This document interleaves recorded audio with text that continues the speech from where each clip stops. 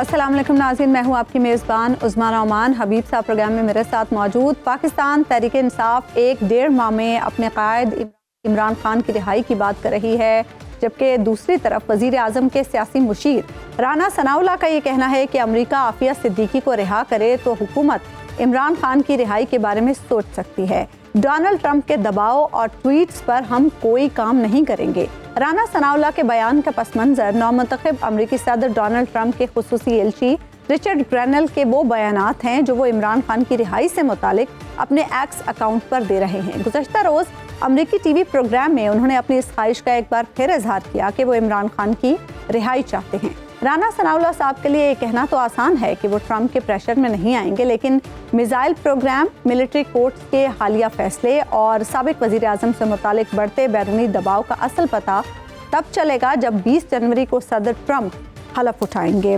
इसके साथ साथ हुकूमत और तहरीक इंसाफ के मुज़ाकरात के हवाले से अगर हम बात करें तो मुज़ाकरात के बामकसद और बामानी होने से मुतालिक भी सवालात उठ रहे हैं। इमरान खान अगर सियासी असीरान और जुडिशल कमीशन के मुतालबात की फौरी तकमील के ख्वाहिशमंद हैं तो वज़ीर इत्तलात अता तारड़ 9 मई के होने वाले हालिया अदालती फैसले का भरपूर दिफा कर रहे हैं। सरदस्त सूरत हाल यह है कि फरीकैन अपनी अपनी सच्चाइयों को सीने से लगाए बैठे हैं। उनके अपने अपने मुतालबात हैं, तहफ़्फ़ुज़ात हैं और ख़दशात हैं, लेकिन इस सब के बावजूद मुज़ाकरात जारी रखने पर मुत्तफ़िक़ भी हैं। सवाल बहरहाल अपनी जगह पर मौजूद है कि मुज़ाकरात को बामकसद और बामानी बनाया जाए और क्या जनवरी में कोई अनहोनी हो सकती है। इसी सारी सूरत हाल पर हम बात करेंगे। सीनियर सियासतदान फवाद चौधरी प्रोग्राम में आज हमारे साथ मौजूद हैं। फवाद चौधरी साहब, ये जो हुकूमत और तहरीक इंसाफ के दरमियान मुज़ाकरात हो रहे हैं, आपको इसके नतीजे में जल्द किसी ब्रेक थ्रू की तवक्को है या हुकूमत इन मुज़ाकरात को लटकाएगी? देखिए, पहली बात तो ये है कि ये मुज़ाकरात भी तो एक पसे पर्दा मुज़ाकरात की कामयाबी के नतीजे में ही हो रहे हैं ना। अच्छा, तो ये जो मुज़ाकरात हैं इनकी एक अपनी इम्पोर्टेंस है, इनकी एक अपनी अहमियत है और ये मुज़ाकरात जो हैं मेरे ख्याल में कामयाबी का चांस भी है। बहुत सारे लोग तो समझ रहे हैं कि कामयाबी नहीं हो सकती, लेकिन मेरी जो अपनी राय है वो यही है कि इसमें कामयाबी का चांस भी है। अगर दोनों जो साइड्स हैं, स्पेशली जो पीछे मीटिंग्स हो रही हैं, अगर वो इसी तरह से हुई जिस तरह से अभी हुई हैं तो डेफिनेटली इसमें मामला जो है वो आगे जा सकते हैं। तो ये बताइएगा फवाद साहब कि ये जो पीछे मीटिंग्स हो रही हैं, क्या ये पीटीआई के अपने लोग ही कर रहे हैं या कोई दरमियानी दोस्त हैं, वास्ते हैं जिससे बातचीत हो रही है? नहीं, मेरा ये ख्याल है कि अली अमीन गंडापुर है, बैरिस्टर सैफ हैं, ये लोग हैं जो कि बड़ा रोल अदा कर रहे हैं और अदा कर सकते हैं। ज़ाहिर है कुछ और लोग भी होंगे जिनका मुझे पता नहीं है, लेकिन जो मीटिंग है वो तो दोबारा चल रही हैं और पहले भी इसमें जो है पिछली दफ़ा भी ब्रेक थ्रू जो है वो काफ़ी करीब था और उन्होंने सैफ ने काफ़ी अच्छा इसको जो है वो मैनेज कर लिया था, लेकिन बहरहाल समहाउ अब ये चीज़ जो है वो आगे बढ़ी तो ज़रूर है। अब देखते हैं कि आगे ये कैसे कंक्लूड कैसे होती है। आगे देखिए ना, मुज़ाकरात का होना ही इस बात का सबूत है कि जो गुफ्तगू पसे पर्दा है वो आगे बढ़ी है। तो अब ये बाकी देखते हैं कि पॉलिटिकल पार्टीज भी एक दूसरे के साथ क्या सलूक करते हैं। तो ये बताइएगा कि आपको इमरान खान साहब की रिहाई क्या इन्हीं मुज़ाकरात के नतीजे में नज़र आती है या फिर वो कुछ दीगर मामलात हैं जो तय होंगे तो इमरान खान साहब सामने आएंगे? देखिए, अभी मसला सिर्फ तो यही है ना कि इस वक्त इमरान खान की रिहाई का मतलब यह है कि एब्रप्ट खात्मा इस हुकूमत का, जो जाहिर है कि इस वक्त जो हुकूमत में है वो तो नहीं चाहेंगे ना किस तरह से हो। तो अगर इमरान खान साहब को, मेरे ख्याल में, मुझे नहीं पता कि ये ऑफर हुई है नहीं हुई है, लेकिन अगर उन्हें बनीगाला शिफ्ट किया जाता है या उन्हें जो है रिलीफ दिया जाता है, बाकी पॉलिटिकल प्रिजनर्स को रिलीफ दिया जाता है, तो मेरे ख्याल में पीटीआई को एक्सेप्ट कर लेना चाहिए और आगे बढ़ना चाहिए ताकि टेम्परेचर नीचे आए। देखिए ना, टेम्परेचर नीचे आता है इसका फायदा इमरान खान को है, पीटीआई को है, और जितनी पॉलिटिक्स करने की एक ग्राउंड मिल जाए उनको, उससे एक पीटीआई का वर्कर जो है उसको फायदा हो। यानी आप ये कहना चाह रहे हैं कि कुछ कॉम्प्रोमाइज पीटीआई को भी करना चाहिए? 100% करना चाहिए। ऐसे ही होता है चीजें। देखें ना, अगर आप बातचीत में है तो फिर तो कुछ लो और कुछ दो के ऊपर ही होगी ना बातचीत। 100% तो टेक ऑल तो फिर नहीं होता ना। जब आप बातचीत में देखिए ना, प्रॉब्लम पाकिस्तान में तो देखें सिंपल है। पीटीआई जो है वो 2-2.5 साल से इनकलाब नहीं ला पा रही, और हुकूमत और इमरान खान नहीं मैनेज हो पा, तो पाकिस्तान इसमें फंसा हुआ है। तो जब दोनों ही अपने अपने जो अल्टीमेट एम है उनमें कामयाब नहीं हो रहे, तो फिर दरमियान में कुछ चीजें ही होंगी।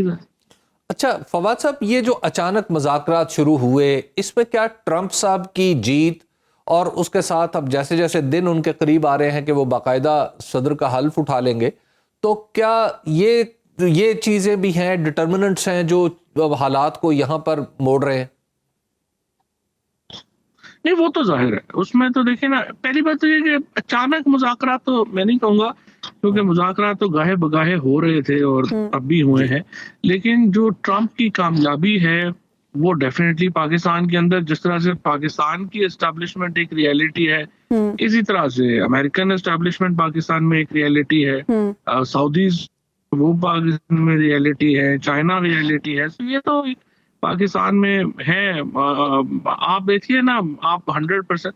और फिर अमेरिका देखें, सुपर पावर ऐसे तो नहीं है। उन्होंने एक ट्वीट की है, अब आप देख रहे हैं कनाडा में कितना बड़ा पॉलिटिकल अपहेवल हो गया है। उन्होंने जर्मनी में बात की है, जर्मनी की हुकूमत चली गई है। तो ये अमेरिका की जो इस वक्त कुव्वत है दुनिया में, वो मजाक तो बहरहाल नहीं है ना।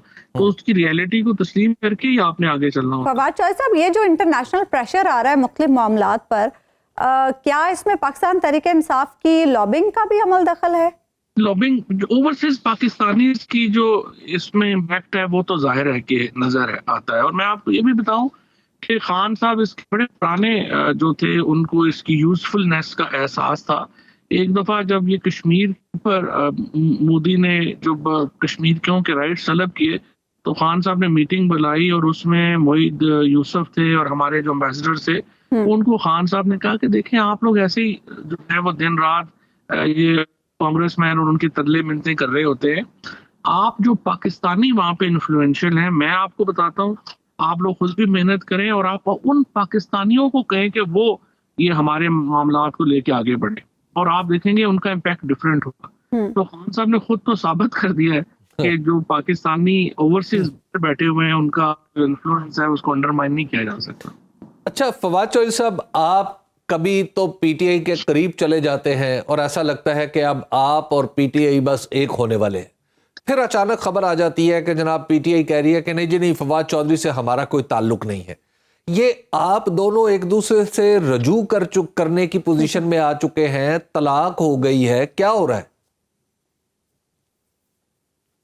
देखिए, अभी आपको पता ही है पीटीआई की जो इस वक्त जो पीटीआई की हालत है, उसके अंदर जो मौजूदा लीडरशिप है या जो भी सो कॉल्ड लोग हैं, इनको तो मैं नहीं जानता, इनको वैसे तो आप भी नहीं जानते, अभी आप मिलना शुरू हुए हैं। लेकिन हमारा ताल्लुक तो इमरान खान से है। इमरान खान से तो हमारी कमिटमेंट है, और हमने जो जो जुल्म सहे हैं, बर्बरियत सही है, वो हमने इमरान खान को ही सामने रख के किया है। जो बाकी ये जो लोग हैं, इनको तो इतना मैं नहीं जानता, और जाहिर है कि इनसिक्योरिटी उनमें भी होगी कि ये लोग अगर आ गए तो फिर हमारा क्या बनेगा। तो जाहिर है कि वो उसकी वजह से एक प्रॉब्लम होता है। अदरवाइज जाहिर है कि हम इमरान खान के साथ हैं। आपकी खान साहब से जो मुलाकातें हुई हैं उसमें कैसा माहौल था, क्या बातचीत हुई आपकी? बहुत अच्छा माहौल था। खान साहब का जो एतमाद वो पूरी तरह उन्होंने, इज वेरी काइंड, हमेशा ही उन्होंने मेहरबानी की है, अब भी खैर उन्होंने की है, और उनको पता है हमने उनके लिए क्या क्या जुल्म जबर और बर्दाश्त किया है। उनको हमारी कुर्बानियों का भी पता है, और उनको पता है कि हम लोगों ने उनके लिए जो है वो किस तरह से हम खड़े हुए हैं।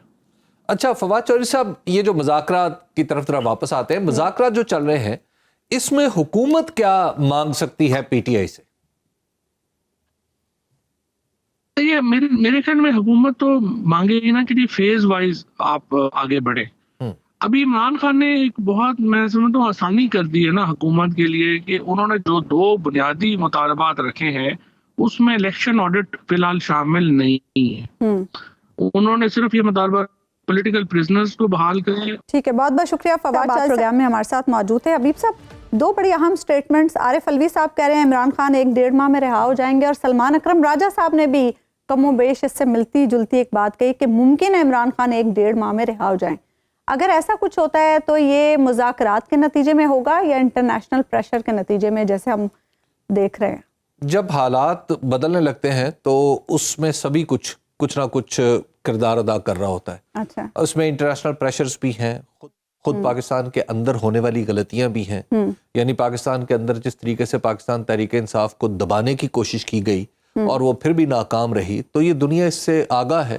اور پھر جس طرح قاضی فائز عیسیٰ صاحب نے ایک فیصلہ دیا کہ جس میں عین الیکشن سے کچھ پہلے پاکستان تحریک انصاف پر عملاً پابندی لگا دی, یعنی اس فیصلے کا امپیکٹ یہ آیا تو کہ کسی جماعت کو الیکشن میں حصہ لینے کے قابل ہی نہ چھوڑا جائے, تو اس کا بھی پوری دنیا نے برا منایا. پھر جس طریقے سے ہم نے یہاں پر لوگوں کو سزائیں دی ہیں یہ جو ملٹری کورٹس کے نتیجے میں, وہ بھی ایک دنیا کے لیے کنسرن ہے. ہمارا دعویٰ یہ ہے کہ یہ ہمارے اپنے قانونی اور دستوری نظام کے اندر کی پروویژنز کے مطابق ہے, لیکن دنیا اس کو ایسے نہیں دیکھتی, دنیا اس کو ڈیفرنٹلی دیکھتی ہے. اور پھر چوتھی بات اس میں یہ بھی ہے کہ جو امریکہ کے اندر جو تبدیلی آئی ہے وہ خود کو ریلیٹ کرتی ہے, یعنی ٹرمپ صاحب اور ان کی ایڈمنسٹریشن وہ خود کو ریلیٹ کرتے ہیں عمران خان سے. اور عمران خان کو وہ کہتے ہیں کہ عمران خان دراصل ایک اگزامپل ہے اس چیز کی جو ٹرمپ کے ساتھ ٹرمپ کو بھی فیس کرنا پڑی, ٹرمپ کو پہلے اور بعد میں عمران خان کو. تو پھر رچرڈ گرینل نے اور پھر دیگر لوگوں نے جو کچھ ٹویٹس کے ذریعے اپنا کہا وہ بھی سب کے سامنے. تو یہ ایک ماحول تو بن گیا ہے. پھر عدالت کے اندر عدالت کو جس طرح 26ویں آئینی ترمیم کے ذریعے ہم نے نہ صرف جکڑا بلکہ اس کو محکمہ ماہی گیری یا محکمہ زراعت یا اس طرح کے دیگر محکموں کے برابر بنا کر رکھ دیا, تو اس کا نتیجہ بھی ظاہر دنیا دیکھ رہی ہے. تو یہ سارا ماحول ہے جو مل کر اس طرف اشارہ کر رہا ہے کہ پاکستان تحریک انصاف کے لیے کچھ آسانیاں آنے والی ہیں. اور ڈیفینیٹلی جب اس کے لیے آئیں گی تو عمران خان صاحب کے لیے بھی آئیں گی. لیکن ایک بات ذہن میں رکھیے کہ رہائی کا جب سلسلہ شروع ہوگا تو پہلے شخص عمران خان نہیں ہوں گے. اچھا, تو کون ہوں گے؟ وہ مختلف لوگ ہو سکتے ہیں, وہ ابتدائی طور پر کارکن بھی ہو سکتے ہیں, وہ دوسرے لوگ بھی ہو سکتے ہیں.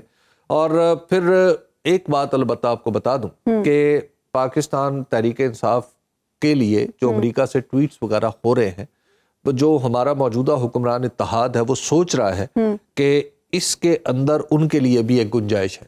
یعنی جس طرح عمران خان صاحب نے امریکہ پر الزام لگایا تھا کہ میری حکومت گرائی گئی ہے, تو اب یہ جو اتحاد ہے یہ اسی نیریٹو کو وہیں سے پکڑے گا اور کہے گا کہ جناب ہم تو مجبور ہو گئے تھے, عمران خان صاحب کو اس لیے نکالا, ورنہ تو ان کے اوپر جو الزامات تھے وہ ثابت ہونے والے تھے. جی, وہ اس طرح کی صورتحال پیدا ہو سکتی ہے, کیونکہ انہیں ایک دفعہ دوبارہ یعنی اس وقت پاکستان مسلم لیگ نون اور پیپلز پارٹی کو تو مل ہی نہیں رہا نا کہ وہ نقطہ بات کہاں سے شروع کریں. تو اس صورت میں وہ حکم مل سکتا ہے کہ عمران خان صاحب رہا ہو اور ان کی رہائی کو امریکہ کے کھاتے میں ڈال کر ایک نیا نیریٹو بنایا جائے. اچھا حبیب صاحب, عطا تارڑ صاحب آج کہہ رہے تھے کہ تحریک انصاف نے ملٹری کورٹس کے معاملے کو متنازع بنا رکھا ہے. کیا یہ جو انٹرنیشنل پریشر آ رہا ہے یورپی یونین, برطانیہ اور امریکہ کی طرف سے, یہ تحریک انصاف کی ماں پر اگر تو پاکستان کے وزراء کو کچھ پڑھنے کی عادت ہوتی, کم از کم اخبار یا ٹی وی دیکھنے کا وقت مل جاتا انہیں, تو عطا تارڑ صاحب یہ بات کبھی نہ کرتے. یہ معاملہ متنازع ہے تبھی تو عدالت میں گیا ہوا. اچھا, ہاں, سپریم کورٹ میں اسی پر تو گفتگو ہو رہی ہے کہ بھائی یہ ہونی چاہیے یا نہیں ہونی چاہیے, اس کو ہونا ہے تو کیسے ہونا ہے, نہیں ہونا تو کیوں نہیں ہونا. یہ تو متنازع ہے معاملہ. اس میں سپریم کورٹ میں جب ایک معاملہ درپیش ہو اور سپریم کورٹ فوری طور پر اس پر فیصلہ نہ کر پا رہی ہو, اس پہ سماعتیں جاری ہوں, تو پھر آپ کیسے کہہ سکتے ہیں کہ معاملہ متنازع نہیں ہے؟ یہ معاملہ متنازع ہے. حبیب صاحب, ابھی جو فواد چوہدری صاحب یہ بات کر رہے تھے کہ بیک ڈور بھی کچھ ملاقاتیں ہو رہی ہیں, علی امین گنڈا پور صاحب کی, بیرسٹر سیف کی, ان ملاقاتوں کا کیا امپیکٹ؟ یہ انہیں ملاقاتوں کا نتیجہ ہے. دیکھیے, اس سے پہلے بھی آپ کو یاد ہوگا خواجہ آصف صاحب خود کہہ چکے ہیں کہ ہم نے جب بھی مذاکرات کرنے ہیں وہ اسٹیبلشمنٹ کی نوٹ سے کرنے ہیں, یعنی اس طرف سے اشارہ ہوگا تو ہم بات آگے بڑھائیں گے. تو یہ تو علل اعلان جب بات سامنے آ چکی ہے, تو اب اس میں کوئی شک نہیں ہے کہ جو مذاکرات ہو رہے ہیں اس میں آشیرواد اسٹیبلشمنٹ کی بھی موجود ہے, بلکہ ایک جو مذاکرات کے اندر گفتگو کرنے والے لوگ ہیں ان سے مطلب آپ کا بھی کچھ رابطہ نہیں, میں رابطے کی نہیں بات کر رہا. مذاکرات کے اندر یہ بات ہوئی اور ان میں سے ایک صاحب نے کہا کہ ہمیں عمران خان کو وہ تمام رعایتیں دینی چاہیے جو پاکستان مسلم لیگ نون کو کسی زمانے میں چاہیے تھیں اور اسے ملی تھی. اچھا۔ تو اس طرح کی باتیں تو ہو رہی ہیں۔ تو اور ان صاحب کا جب اگر آپ کو نام پتا ہو جو میں نہیں بتاؤں گا تو آپ کو اندازہ ہو جائے گا کہ یہ کون صاحب ہے اور بات کہاں سے ہوئی ہے۔ ٹھیک ہے ایک بریک یہاں پر ہم لیں گے، ناظرین واپس آئیں گے تو گفتگو کے سلسلے کو آگے بڑھیں۔ ویلکم بیک ناظرین، آج 25 دسمبر کا دن ہے۔ دو اہم ایونٹس، ایک تو کرسمس کا دن اور دوسری طرف بانی پاکستان قائد اعظم محمد علی جناح کی ولادت کا دن۔ حبیب صاحب، قائد اعظم محمد علی جناح نے ہمیں پاکستان کے لیے ایک ویژن دیا اپنی 11 اگست کی تقریر میں۔ اس ویژن پر عمل کرتے ہوئے ہم پاکستان کو کیسے لے کر چلے اور آج ہم نے پاکستان کو کہاں پر لا کھڑا کیا ہے؟ سب سے پہلے تو ہمارے مسیحی بھائیوں کو میری کرسمس، کہ آج جناب حضرت عیسیٰ علیہ السلام کا، مسیح ابن مریم کا یوم ولادت وہ مناتے ہیں، اس دن کو وہ سمجھتے ہیں۔ اور یہ ضروری نہیں کہ 25 دسمبر کو ہی وہ پیدا ہوئے ہوں، اصل بات یہ ہے کہ ان سے مناسبت ہے اس دن کی، تو لہٰذا جہاں ان کے لیے خوشی کا دن ہے وہاں حضرت عیسیٰ علیہ السلام ہمارے بھی نبی ہیں، بالکل، تو حضرت مسیح ابن مریم کی ولادت کی خوشیاں ہمارے مسیحی بھائیوں کو بھی مبارک اور ہم سب کو بھی مبارک۔ دوسری بات، جہاں تک قائد اعظم کی 11 اگست کی تقریر کا تعلق ہے تو یہ وہ تقریر ہے جو کاغذوں میں موجود ہے لیکن عمل میں کہیں نہیں دکھائی دیتی۔ یہ وہ تقریر ہے جو دنیا میں کسی بھی ملک کے بانی نے اپنی پارلیمنٹ یا اپنے قانون ساز ادارے میں کھڑی ہو کر کی ہوتی تو شاید یہ تقریر دستور ہوتی بجائے خود، لیکن پاکستان کی بدقسمتی یہ ہے کہ ہم نے اس تقریر کو مکمل طور پر نظر انداز کیا، اور بعض روایات کچھ اس طرح کی بھی ملتی ہیں کہ اس تقریر کو بعد میں آنے والی حکومتوں نے چھپانے کی کوشش بھی کی، اور اس تقریر کے بارے میں طرح طرح کے خیالات بھی گھڑنے کی یا طرح طرح کے مفروضے گھڑنے کی کوشش کی کہ یہ کبھی ایسی نہیں تھی، یہ تو اخبار میں نہیں چھپی تھی، یہ ایسا نہیں ہوا تھا، یہ ویسا نہیں ہوا تھا، لیکن یہ تقریر ایک متفق علیہ روایت ہے اور تحریری طور پر جو ہم تک پہنچی ہے۔ اس تقریر میں اگر آپ دیکھیے تو قائد اعظم نے یہ تقریر بغیر کسی تیاری کے کی تھی۔ خود اس تقریر کی ابتدا میں وہ کہتے ہیں کہ میں نے یہ تیاری نہیں کی تھی کہ آج میں نے کوئی مخصوص اعلان کرنا ہے، اور یہ فی البدیہہ تقریر تھی، اور جب فی البدیہہ تقریر تھی جی تو گویا ان کے دل کی آواز تھی، اور پاکستان کی اسمبلی کا اجلاس ہو رہا تھا، اور پاکستان کی اسمبلی میں انہوں نے کھڑے ہو کے سب سے پہلے تو جوگندر ناتھ منڈل صاحب کو مخاطب کیا جو اس وقت ہمارے سپیکر تھے، یعنی صدر اس وقت کہا جاتا تھا اسمبلی کا۔ دوسرا ایشو جو انہوں نے اٹھایا، جو سب سے پہلا ہمارے قائد کے ذہن میں ایشو آیا فی البدیہہ بولتے ہوئے، وہ یہ تھا کہ پاکستان کے بارے میں وہ یہ ہمیں بتائیں کہ یہ ادارہ کیا ہے جہاں پر وہ کھڑے ہیں۔ انہوں نے پارلیمنٹ کو بتایا کہ اب آپ ایک آزاد اور خود مختار ادارہ ہے جس نے ایک نئے ملک کے لیے قانون سازی کرنی ہے۔ اب آپ یہ دیکھیے کہ ہمارا جو آج کا پارلیمنٹ ہے یہ کتنا آزاد اور خود مختار ہے، اس میں 26ویں ترمیم اور اس سے منسلک جس طرح کی قانون سازی ہم نے کی ہے، اس کی آزادیوں کا کھلم کھلا اظہار ہوتا ہے، اور ہمیں پتہ چلتا ہے کہ جو قائد کا ویژن تھا ہمارا پارلیمنٹ اس سے بہت کہیں دور جا پڑا ہے۔ اور ویسے بھی جو پارلیمنٹ الیکشن کمیشن کے جاری کردہ فارمز کا محتاج ہو اور عوام کے ووٹوں سے منتخب نہ ہوا ہو، اس کا قائد کے افکار سے اور قائد کی گفتار سے دور کا بھی تعلق نہیں ہے۔ اور ان لوگوں کو خیال کرنا چاہیے جو پارلیمنٹ میں بیٹھے ہیں کہ جن کے سامنے قائد کی تصویر ہے اور ان کی نشست فارم 47 کے پائے کے اوپر کھڑی ہوئی ہے۔ دوسرا ایشو جو انہوں نے اٹھایا وہ یہ تھا کہ رشوت اور بدعنوانی۔ رشوت اور بدعنوانی یہ باقاعدہ طور پر پیدا ہو جاتے ہیں جہاں پر کولونائزیشن جہاں جن ملکوں میں ہوئی، جن ملکوں میں کوئی دوسرا راج لگا جو مقامی لوگوں سے تعلق نہیں رکھتا تھا، تو وہاں کرپشن ایک باقاعدہ سسٹم کا حصہ بن گئی تھی، اور ہم سب بھی اسی میں پیدا ہوئے پلے بڑھے، ہمارے بزرگ۔ تو اس وقت بھی رشوت کا پیسہ وہ اس کو زہر قرار دیا تھا قائد اعظم رحمۃ اللہ علیہ نے۔ آج جس چیز کو انہوں نے زہر قاتل قرار دیا تھا، آج آپ ذرا اندازہ لگا لیں کہ ہم نے اپنے ملک میں کیا رشوت کا انسداد کر لیا ہے۔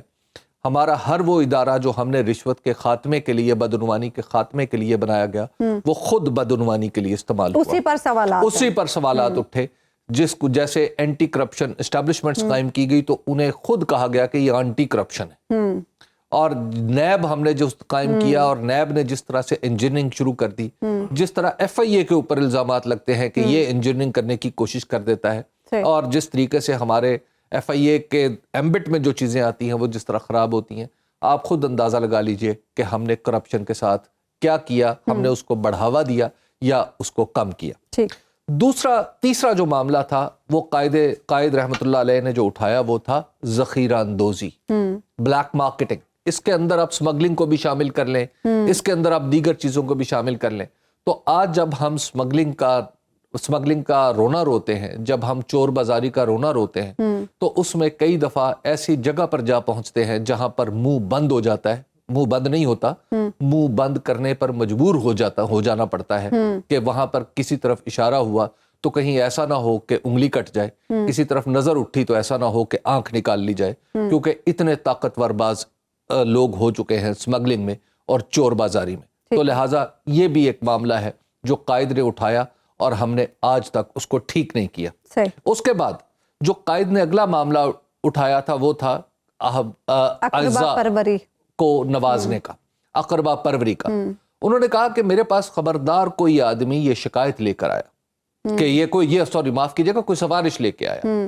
حتیٰ کہ موٹا جو اس کے مالک تھے وہ آئے قائد کے پاس اور انہوں نے کہا کہ محترم میرا جو پیلس ہے وہ ایکوائر کر لیا گیا ہے. قائد نے انہیں جہاں تسلی دی کہ جناب آپ ذرا حوصلہ رکھیں کہ ہمیں اس وقت ضرورت ہے، ہمارے پاس تو کیپٹل بھی نہیں ہے، اور ساتھ انہوں نے کہا کہ آپ DC کو کہہ دیں. انہوں نے کہا میں DC کے کام میں دخل نہیں دوں گا، کیونکہ DC نے وہ ایکوائر کیا تھا مہوٹا پیلس. تو وہ اقربا اور مہوٹا جو سیٹھ مہوٹا تھے وہ قائد اعظم سے ان کا ایک ذاتی قسم کا تعلق بھی تھا، تبھی وہ وہاں پہنچے تھے. وہ بھی کراچی سے تعلق رکھتے تھے. تو یہ آپ ذرا تصور کیجئے کہ یہ قائد نے مثال قائم کی تھی. اس کے بعد آ جائیے کہ بہت سارے لوگ وہ کہتے ہیں کہ انہوں نے ایک بات کی اور انہوں نے جہاں تقسیم ہند پہ روشنی ڈالی، انہوں نے کہا اس کا فیصلہ تو تاریخ کرے گی کہ یہ کیا درست ہوا یا غلط ہوا.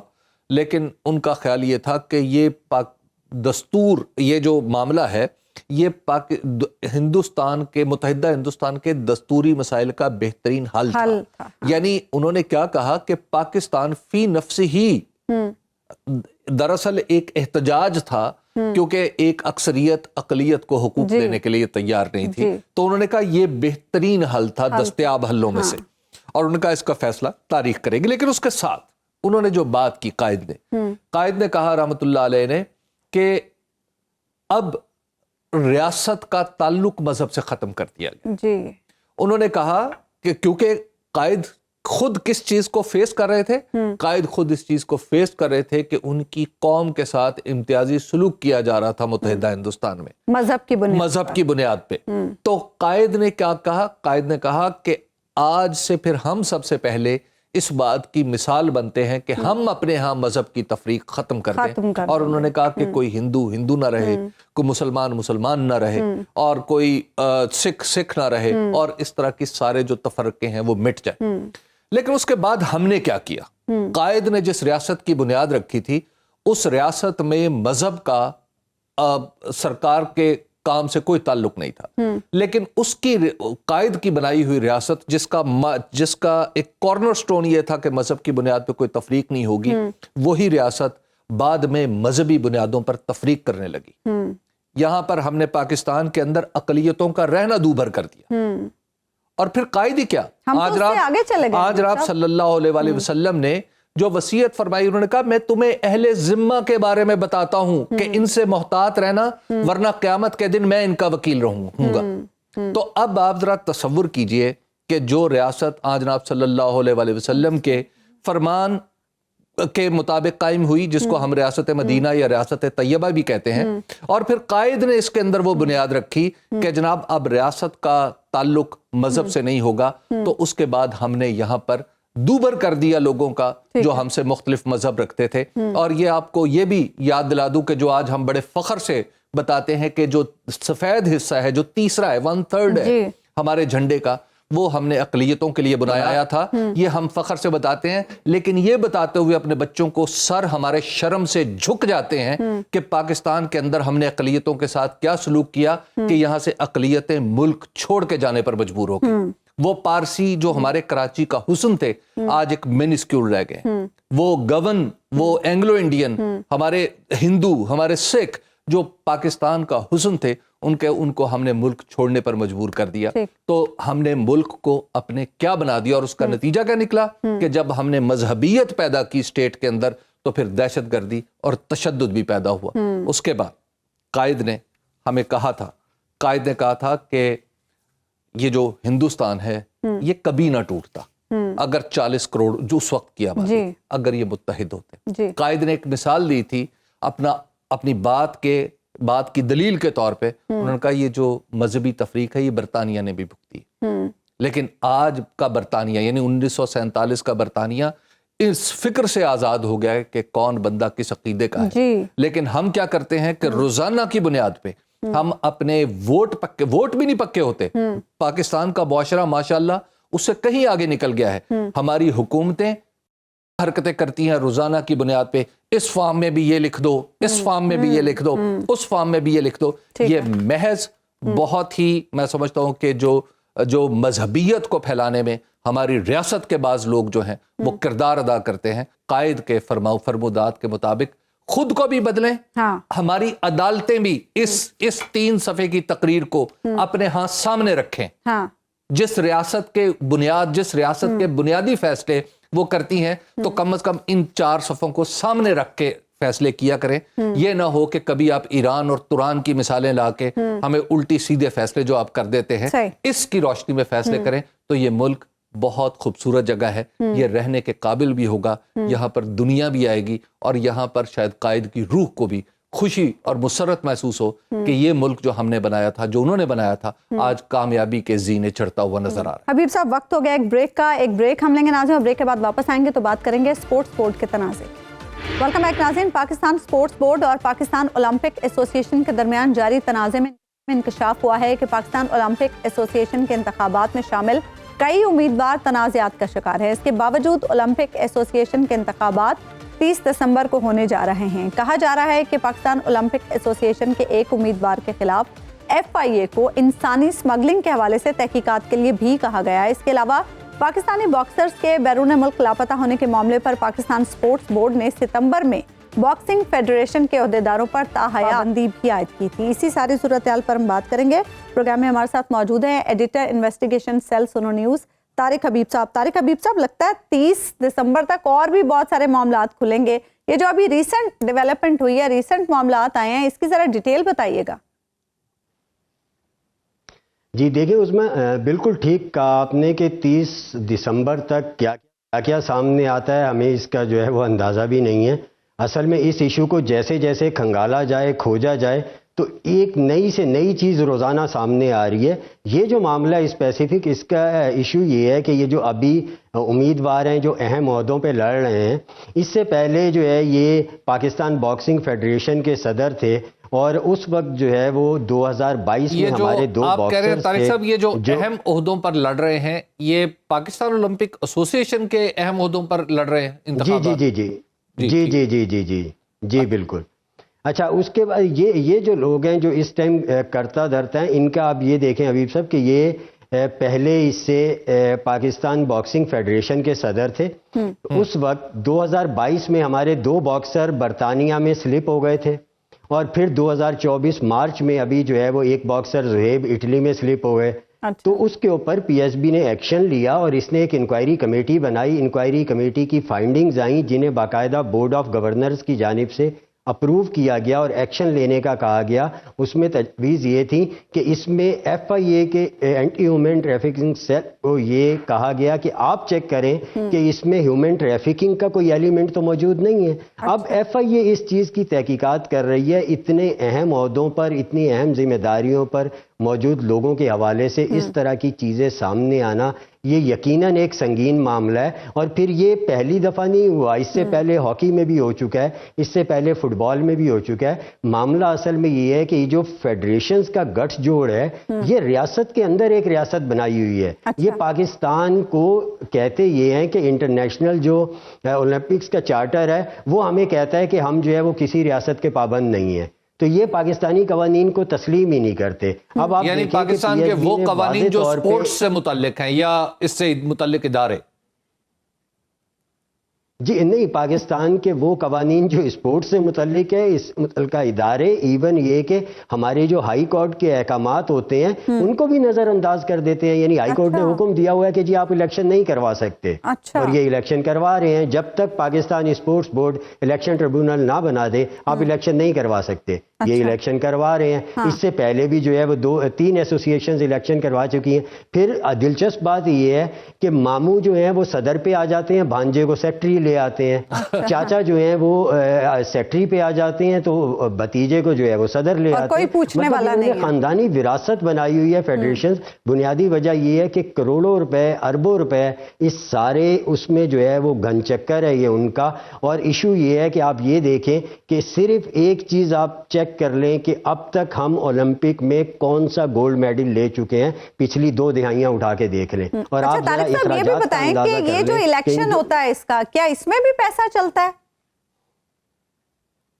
جی بالکل پیسہ چلتا ہے. اس کے بعد یہ کہ یہ جو ہم بات کر رہے ہیں کہ جو فیڈریشنز اولمپک انٹرنیشنل ایسوسیشن سے منظور نہیں ہیں وہ شامل ہیں، وہ اصل میں اپنے ووٹ بڑھانے کے لیے ہیں. سیکنڈ یہ کہ جن فیڈریشنز پہ الزامات ہیں، ڈوپنگ کے ہیں، دیگر الزامات ہیں. اب آپ دیکھیں نا، باکسنگ فیڈریشن کو 18 مارچ کو نکال دیا انٹرنیشنل باکسنگ فیڈریشن نے، پاکستان باکسنگ فیڈریشن کو اپنے پاس سے. اس کے باوجود وہ ووٹ دینے والوں میں شامل. یہ ہمارا جیولن تھرو تو دیکھیں نا، جیولن تھرو میں تو ہم نے ایک تمغہ حاصل کیا ہے، تو وہ تو اس کا مطلب ہے کہ فیڈریشن. دیکھیں حبیب صاحب، آپ کو 5 منٹ لگے یہ یاد کرنے میں کہ ایک تمغہ ہم نے حاصل کیا جی جی اولمپک میں نا. تو مطلب یہ ہماری پوزیشن ہے. یہ ہماری پوزیشن ہے اس میں کہ جس کے اوپر ہم اتنا پیسہ خرچ کر رہے ہیں، جو میرے آپ کے ٹیکس کا پیسہ ہے، وہ جو رہا ہے پاکستان اسپورٹس بورڈ کی کوششیں بالکل جینوئن کوششیں ہیں.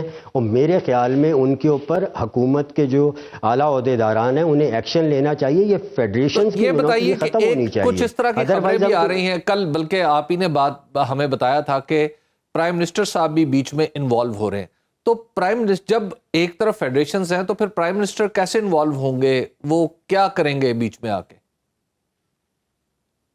دیکھیں جی، یہ ہمارے پاس جو حبیب صاحب یہ اطلاع آئی تھی، جو ذرائع سے یہ چیز سامنے آئی تھی، وہ یہ تھی کہ یہ جو ابھی تنازع پیدا ہوا ہے، اس تنازع کو ختم کرنے کے لیے جو ہے وہ پی ایم صاحب اور سی ایم پنجاب کی طرف سے جو ہے وہ کوششیں کی جا رہی ہیں. یہ ذرائع بتا رہے ہیں.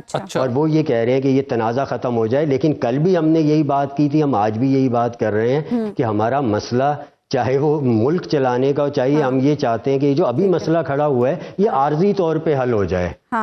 آپ یہ دیکھیں 30 دسمبر تک آپ حل کروا دیں، اس کے بعد ہم پھر وہیں کے وہیں کھڑے ہوں گے اور ہم جنوری معاملات جوں کے تو ہی رہیں گے جب تک اس کا کوئی مستقل حل نہیں ہوگا. بہت بہت شکریہ طارق حبیب صاحب. آپ پروگرام کا وقت ختم. ناظرین آپ سے ملاقات ہوگی انشاءاللہ کل.